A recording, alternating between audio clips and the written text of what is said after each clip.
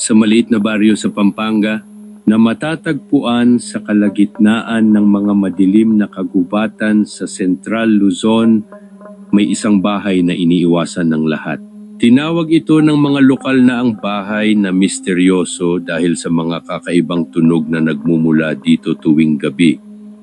Matagal nang walang nakatira dito, ang mga bintana nito ay laging madilim at ang mga pinto ay palaging sarado.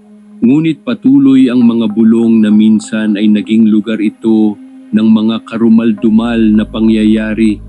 Isang malamig na gabi ng Oktubre, dumating ang isang batang manunulat na nagngangalang Eliza sa Pampanga. Siya ay isang manunulat na akit ng misteryosong aura ng baryo at ang mga kwento tungkol sa nakakatakot na bahay. Determinado siyang alamin ang katotohanan, kaya't nagpasya siyang magpalipas ng gabi sa bahay na may bumubulong. Habang papalubog ang araw, naglakad si Eliza patungo sa bahay.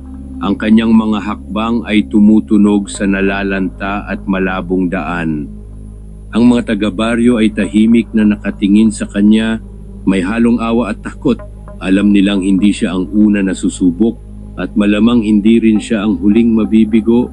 Huminga siya ng malalim, itinulak ang kumikiskis na pinto at pumasok. Ang loob ng bahay ay malamig at madilim. Ang hangin ay makapal sa alikabok at pagkabulok. Inilagay niya ang kanyang lampara at nagsimulang maglibot, nagsusulat ng mga tala sa kanyang journal tungkol sa kakaibang atmosfera. Habang papalapit ang hating gabi, nagsimulang marinig ang mga bulong. Sa simula, mahina ito. Halos di mawari mula sa kaluskos ng mga dahon sa labas. Ngunit hindi nagtagal, lumakas ito, mas marahas. Tumatagos sa mga walang laman na bulwagan. Sinundan ni Eliza ang mga bulong.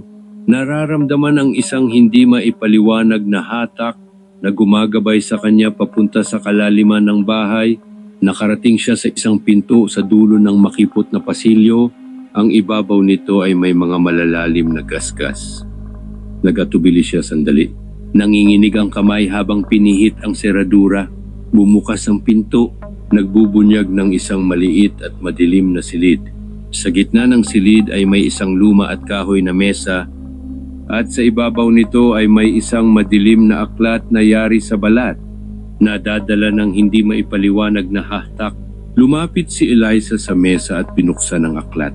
Ang mga pahina nito ay puno ng kakaibang simbolo at mga salitang hindi niya maintindihan. Habang binabasa niya ito, lumakas ang mga bulong, mas matindi. Umiikot sa paligid niya tulad ng isang bagyo. Biglang kumurap ang lampara at namatay, nilulubog ang silid sa dilim. Tumibok ng malakas ang puso ni Eliza habang ang mga bulong ay naging mga nakakabinging sigaw. Naramdaman niya ang malamig na kamay na dumampi sa kanyang braso at napaurong siya. Nabitahwan ang aklat. Ang silid ay tila nabuhay. Ang mga anino ay kumukulong at humuhulagpos sa paligid niya. Ang mga anyo ay halos di makita sa dilim. Nataranta, naghalungkat si Eliza para sa kanyang lampara. Nagawa niyang muling sindihan ito sa nanginginig na mga kamay. Ipinakita ng liwanag ang silid na parang dati, tahimik at walang laman. Ngunit nawala na ang aklat, napalitan ng isang piraso ng papel na may mensahe na nakasulat sa pulang tinta. Umalis ka habang may pagkakataon ka pa o maging isa ka sa amin. Takot na takot. Tumakbo si Eliza palabas ng bahay. Hindi na lumingon. Umalis siya sa lugar kinabukasan, nangakong hindi na babalik. Yung mga taga-baryo, nakikita siyang umalis, ay tahimik na nagbubulungan sa kanilang sarili. Alam nilang halos nakaligtas siya.